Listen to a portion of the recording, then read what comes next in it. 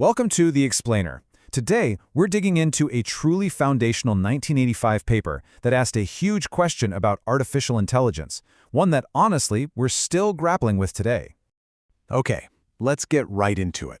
The core challenge for early AI, you see, it wasn't just about making computers faster. Nope, it was about something way deeper. Genuine understanding. How could a bunch of simple components learn the actual structure of reality? Build an internal model that it could use to make sense of everything. It's a question that really set the stage for all the generative AI we see today.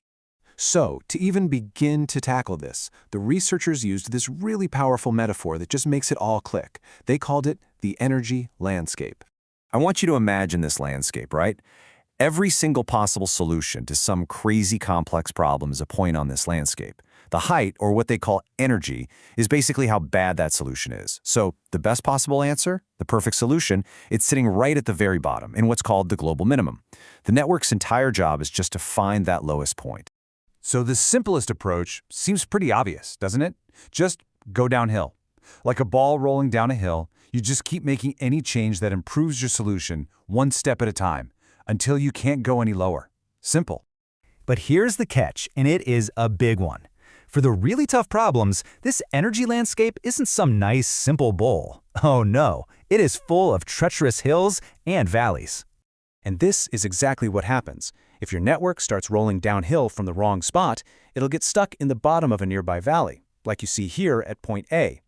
Now, it's a good solution, for sure. It's better than anything right next to it, but it is not the best solution.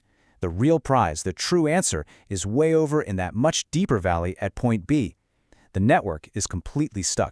So the big question is, how do you get out of that trap? How do you escape a shallow valley to find a much deeper one? And the answer, and you're going to love this, it came from a totally different field, metallurgy. When you want to make a piece of metal really strong, you heat it up. That heat gives the atoms a bunch of energy to jiggle around and escape from bad arrangements. Then, you cool it down super slowly. That's a process called annealing. This lets all the atoms settle into a really nice, ordered, low-energy state. Well, you can apply that exact same idea to our problem. And that right there is the brilliant core idea of a Boltzmann machine. You introduce some randomness, some thermal noise. What this means is the network doesn't always have to go downhill. Every once in a while, it will actually accept a move that makes the solution a little bit worse. It takes a step uphill. That little bit of chaos is precisely what it needs to get the chance to hop over a ridge and discover a much, much deeper valley on the other side. Okay, so we've got a network that can find the best answer.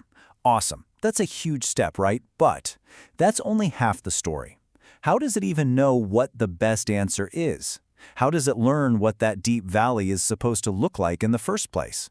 How does it shape its own energy landscape? Well, the learning algorithm is this really elegant two-step dance that's kind of like being awake and then dreaming. So in the awake phase, the network is connected to the real world. Its visible units are clamped. They're forced to see reality exactly as it is. Then you get the dreaming phase. Here, it's totally disconnected from the outside world and it just runs freely, generating its own patterns based on everything it's learned so far. And the goal here is actually super simple when you think about it. The network just keeps adjusting the connections between its neurons to make its internal dreams match the real world it saw when it was awake. It's literally trying to build a model of reality so good that its dreams are indistinguishable from the real thing. Now this is where things get really mind-blowing. This way of learning has this profound side effect. The network can discover hidden, abstract concepts in the data all by itself. No teacher, nobody telling it what to look for. So to prove this, they couldn't just give it an easy problem. No, they gave it a real head-scratcher called the shifter problem. And with this task, just looking for simple correlations between inputs and outputs gets you nowhere. To solve it, the network has to understand a higher-level concept, the relationship between two different sets of inputs. And get this is just amazing. The network didn't just solve the problem, it actually invented its own tools to do it. Each of these squares you see here represents the connections for one of the network's internal hidden units. And you can see they've organized themselves. They've become little specialists, detectors for concepts like shift left, shift right, or no shift. Let that sink in for a second. Nobody programmed the machine to look for these features. By just trying to build a good model of the data, it figured out, all on its own, that creating these abstract concepts was the most efficient way to make sense of the world it was being shown.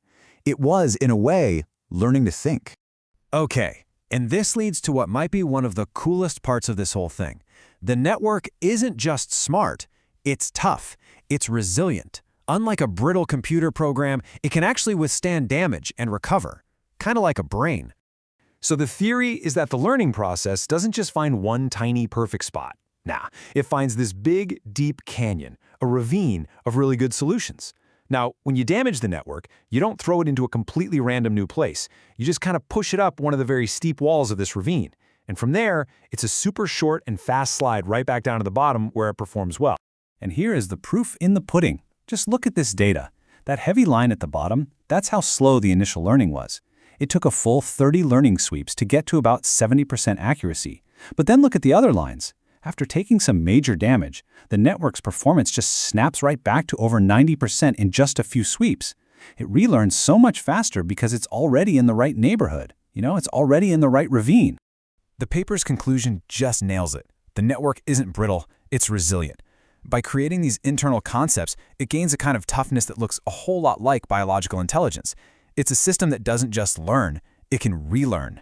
And that really leaves you with a final provocative question. If a machine can discover its own concepts and recover from damage, at what point does its model of the world become a real form of understanding?